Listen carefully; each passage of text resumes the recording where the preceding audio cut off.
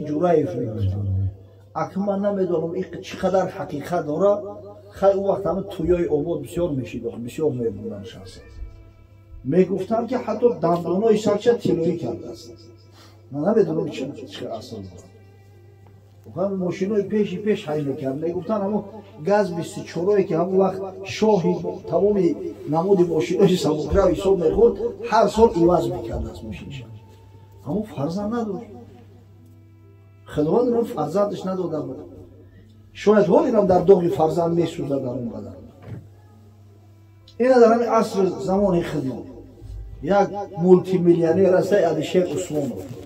سلام علیکم برادرها اپیمید اونای پاستا چند будуш هستای мода هستای اپیمید اونای پاستا красная баночка троллейбус هستای بعد همچنین برادرها پیزوس єгипет هستای القیصر 3 в 1 هستای بعد ام پلس هستای مرحمت برادرها بعد برای پرستاتید فیتوسویچه هستای натуральний کدمیه در کار باشه زنگ زنه ان شاء الله با نرخ ارزان به همه شهرها دستفکه میکنیم. یک مولتی میلیونر است علی شیخ عثمان.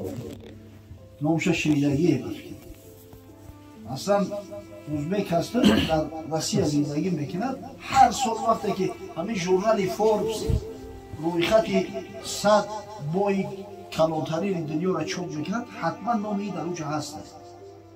لیچنیس بریجنش 17 میلیارد بوده است. 17 میلیارد دلار.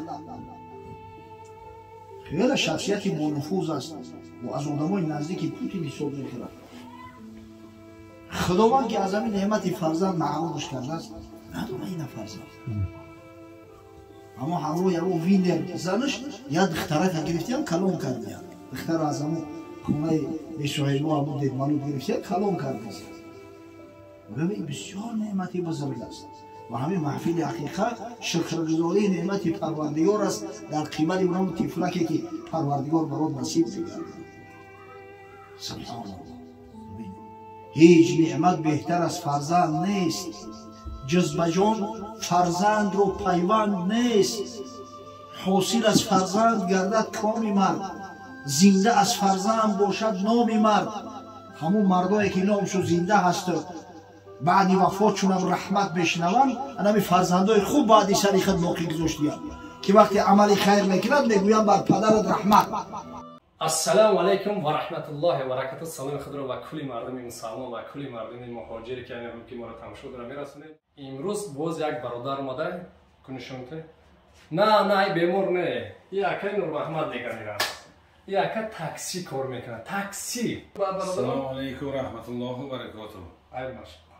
من نور محمد من خدمت امی خلق ده گرانیتسای قزاقستان از اینکه میبرم میارم ممکن خدمت را ادامه میکنیم انشالله با خواست الله. با خواست الله انشالله. از نام دکتر بختیارسکی کس یا نه؟ است انشالله. این خبر خوش با اون برادرایی که هستن. برادر کسی که داکیومنت نداره ایدر خونش میگیریم انشالله با آورده اگر آورده میمونیم انشالله. دست تو گیرد اگر افتیزی پای تو باشد اگر مانی بجای. وقتی که از پا زدی او فرزند اگر تربیه خوب دیده باشه اسوکشت میشود پایت میشود. دشمنت را شیوه از وی شیون است خاصه گوی بحر قهری دشمن است. ولی در جامعه بعضی مسافرها را میبینی هیچی گپ نیست که بچونه این راه میگرده میگه یا سیاست یا حیبت دارد که اسیسون اون فرزنداش فرزندان بغیرتن بهیمت و بناموس هستند. از حسابی همو پدر به درجه احترام میکنند مردم جامعه که الهی توبه. پشتی تو از پشتیش گردد قوی عمرت از دیدار او یابد نوی. حقیقتا پشتیبانت میشود. همین عمر انسان هم نو همین فرزند قابل باشه به خدا قسم هر وقت پدر و مادر اون فرزند ببینن که چون در جنت احساس میکنن. یک افتخارات دارن که بسیار نعمتی بزرگ است و این نعمت شکر طلب میکنه از ما و شما. شکرگزاری اولش چه بوده است؟ همین محفل حقیقی که سنت رسول الله صلی الله علیه و سلم است برگزار باید کرده شد. عقیقه از 3 رکن عبارت است. به خاطر شکرگزاری نعمت الله فرزند کشتن مال، گرفتن موی سر فرزند و نامگذاری. اگر پسرچه باشد چنانه که پیامبر صلی الله علیه و سلم توصیه داده است، 2 گوسفند یا 2 بز یا 1 بز 1 گوسفند میکشید، یعنی 2 دانه ضبط میکنید. اگر دخترک باشد 1 کسی از پیش خود در مسائل شرعی سخنی را گفته نمیتونه. دلیل حجت شریعتی ما دلیل‌های نقلی هستند که از پیامبر صلی الله علیه و سلم به ما شما رسیده است. حضرت گفت عن الغلام شاطان و عن الجاریه شاه. روایت ام کعب کرزیه است. حضرت صلی الله علیه و سلم گفت که برای پسرک 2 گوسفند، برای دختر 1 تا. ولا یضرک اذکران کن ام اناثا. ضرر نداره، نرای موده های اگر هم گوسفند باشه میشه. خوب قشقور باشه و خوب موده شد. شاید سوال شود که علتش چی است؟ چرا برای پسر 2 تا گفت پیامبر صلی الله علیه و سلم، برای دختر 1 تا؟ مسلم است که محفل عقیقه محفل ختنه سوری پسر هم هست. در اسلام ختنه سنت است، شعار دین اسلام است، اما هیچ محفل با نام ختنه سور نداره. ختنه سور پسر یعنی عقیقه است. دختر که ختنه نداره. وقتی که پسر ختنه سور شما هسته، البته که مهمون بیشتر جمع می شود، شماره شرکت کنندگان زیادتر هسته. حضرت صلی الله علیه و سلم گفت که از پسرک 2 گوسفند در ذمت واجب می شود. خب سبب دیگه باشه، حقیقتا پسر خرسندیش بیشتره. اوکی همه مرده که گپی مرده چپ زنه هست در دنیا اویله مسلمانه که ارزوی پسر داشتن نداشته باشه. با خدا قسم نیست. همین 2 میلیارد مسلمان شاید در کره زمین باشه، هیچ اویله نیست که ارزوی پسر داشتن نداشته باشه. چرا؟ زیرا که مسلمان وقتی فرزند چه طبق دستورات پیامبر صلی الله علیه و سلم بزرگ بسازه، او فرزند استراخوف حیاتش میشه، آبرو و عزتش در دنیا میشود و سبب نجاتش فردا روز قیامت میگرده. همه آرزو میکنند. سبحان الله. زن 6 دختر زایده است، زن یک غیرت دیگر کرد، یکی همیش بچه میشه، یکی همیش بچه میشه. ای خونه آبود خود غیرت کرد، او کردگیش کرد که زنی دیگه بجا با اوش بزویه یا دیگه کرد که زنی دیگه بجا با اوش بزویه یا دیگه. اما اگر همیش 3 بچه شما میگه بس که پویا ایدام بگه. یعنی خستانیش بیشتر و زیادترک هستند. اگر چنده در حیات میبینیم که بعضا همین دختر خاک پوش 100 بچه را بالا میشه، بخدا قسم میکنی و شب دیگه. اما از بس که همون خرسندی و شادی زیاد است، همه آرزو میکنن که پسردار شویم. پیامبر صلی الله علیه و سلم با شکرگزاریش 2 گوسفند گفته است. در وادو مولی برای ببینه اگر پسرچه شود همش میدوان حیدگیری میوید. دختر باشه بترس در بچه همه شیطور میوید. خوب مولا وقتی که کشتی همین چیزی که در قربانی تقسیم می شود عقیقه هم حکمش هم است. اگر آدمی باشه که شرایط امکان داشته باشه، مولا 3 حصه تقسیم میکند. 1 حصهش حقی خانواده خودشه، 1 حصهش صدقه میکند با کمبغلو. او کمبغلو خواه خویش تبار باشد، خوب حق همسایه باشد و 1 حصهش دیگه شد طعام میدوزه و 3-4 یار رفیقش دعوت بکنه طعام میکنه. اما اگر شخصی باشه که ایالمند باشه، ثروت بایگری زیاد نداشته باشه، خانواده‌اش شمارش زیاد باشه، بهتر اون است که اون مولای کشتگیش قطعی اما علی خاندانش خودش بخره. ببینید در شریعت حرج نیست، نداری بکش، قطعی میزن فرزند خودت زدم بگی، در خلدینک زتری تشکیمه ایده خودم بگی، خلدینک نداری بفر بگیرن بریانش کنن، حیلش کنن، مایده در خراب دختر خودم بگیرید چندی بودن. اما شکرگزاری نعمت پروردگار به جا میآید برادرای عزیز. عیب است وقتی مسلمان با بهانه آن که نداره سنت پیامبر را نمیکنه و میرود در $400 و $500 سگ میخره. از این شرمندگی است. به خدا قسم عیب. چه خیلی فرد روز قیامت دعوا میکرده باشه که من امتی رسول الله صلی الله علیه و سلم هستم. رکن دوم عقیقه گرفتن موی سر فرزند خوب دختر باشه و خوب پسر تراشیده می شود. از همه راه بهترینش تراشیدن است. خیلی پیغمبر صلی الله علیه و سلم هم تراشیدن را توصیه کرده است. گفت یحلق رأسه، سر تراشیده می شود سر دیو. سر یک خشوان اگر مشوان توزه کنه می تیخ خطی بتروشنش جان کودک می دمه. من همین یادم است یک نبیرچه با خواب بوده میته تراشیده باش بیدار نشید است باور میکنه. اگر لزوه تیز باشه همون آدم مشترگیر یا تجربه حق داشته باشه به خدا قسم کودک راحت میکنه. در زیر پوستی سر تورهای عصب قرار دارن، همون تورهای عصب وزبوجدت سر میشوند، هم راحت میکنه، هم سرش تازه میشود، هم با بعضی قولها 15% بینایی و شنوایی کودک بهتر و خوبتر میشید است. انا اون مسافدایی که در 80 سالگی قرآن به عینک میخونن کسایی هستن که هر هفته اقلا یک بار سرشون میترسن در روزی جمعه. اما اگر کسی دیرش نشید میتونه که با قیچی پستش کنه یا با ماشینکا پست کنه. باور کنی از همون قیچی ماشینکا در تق بهتره.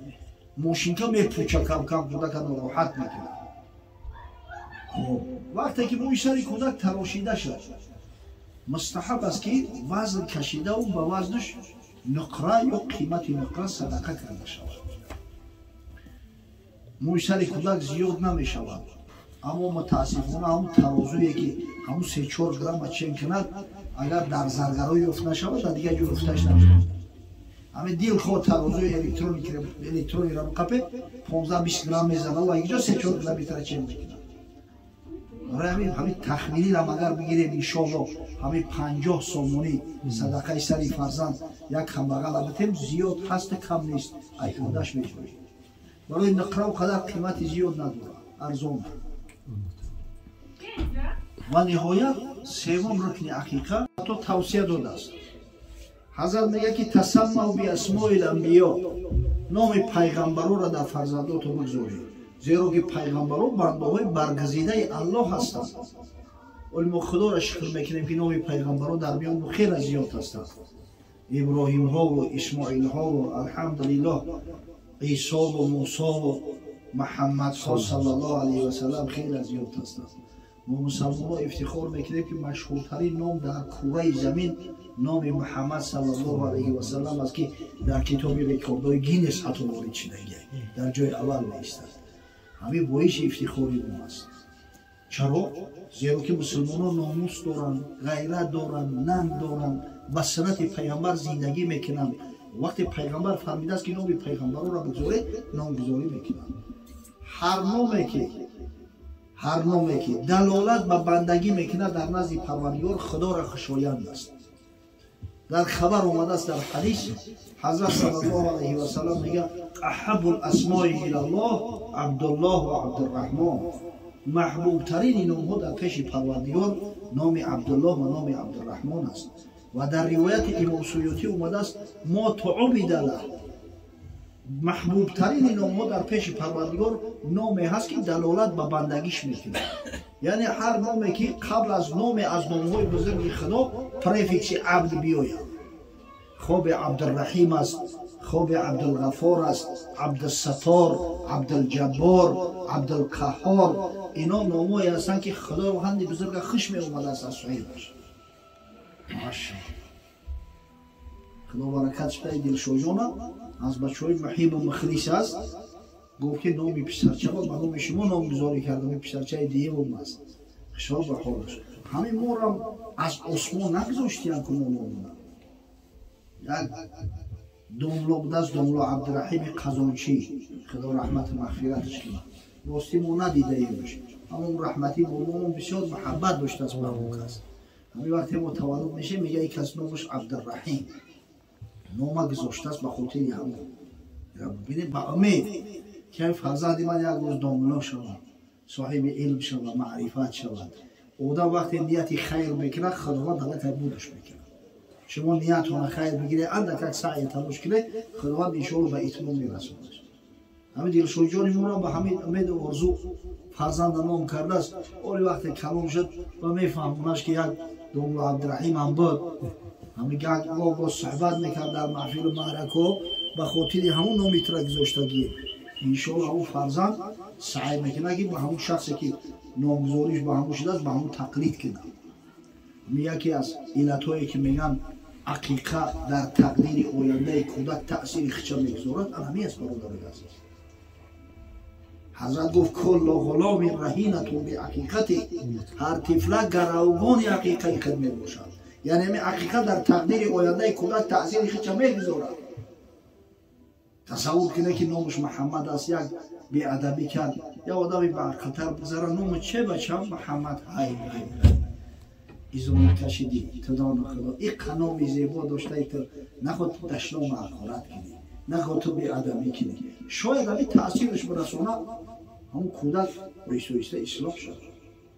اما اگر نامی مجهول باشه، نامی ناخوش ناخوب باشه، یا وقت همون گرگو بسیار بود چرا داری بچم گرگ هر ناشتگری چه و همین نامت نکنه بسیار موافق بود است. همون خاطر نامی نگذاشتن قرض است، قرض است در ذمه پدر.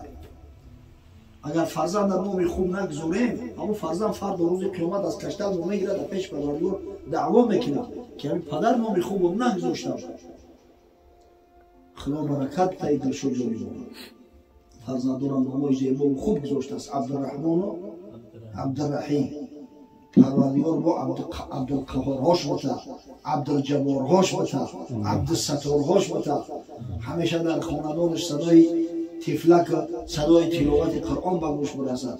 خداوند بزرگ غیرت همتش بده که فرزندان را سعی کرده که بعد از آن که سنت پیامبر صلی الله علیه و سلم زنده نمود و محفل عقیقه شون برگزار ساخت، کودک‌ها وقتی که صاحب عقل شدند اینا را با خدا و بسیار سنت والای، سنت زیبای، سنتی هست که از پیامبر صلی الله علیه و سلم برای ما و شما را میراث مانده است. پدر یا بابا هر کسی صاحب درک هم طفلک است، برای طفل باید یک نام خوب زیبا و کتابی انتخاب کند و نامگذاریش کند که کودک همون نام به افتخار در طول حیاتش بگردونه، به نامش افتخار کنه. اگر جان یک شک همیشه همین نام همین روز باید گذاشته شد که همون که وقتی روز عقیقه این محفل خیر مبارک گردانده خداوند در این منزل و در این محفل، در این محله، در این شهر دیار، در خاندان برادرایی که در مجلس خیر ما شرکت دارند فیض و برکات و خیرات و حسنات چموزین فرمایید. خداوند عبدالرحیم جان عالم با عمل، حافظ قرآن، خادم شریعت، محب خدا و پیغمبر مکمل پروردگار بزرگ دیگر برادران را به همه خیر روزای سعادت و خوشبختی روزی توی یکی خیر فرزندان و نویروهاشان برساند. ربنا آتنا فی دنیا حسنه و فی الاخرة حسنه و قنا عذاب النار.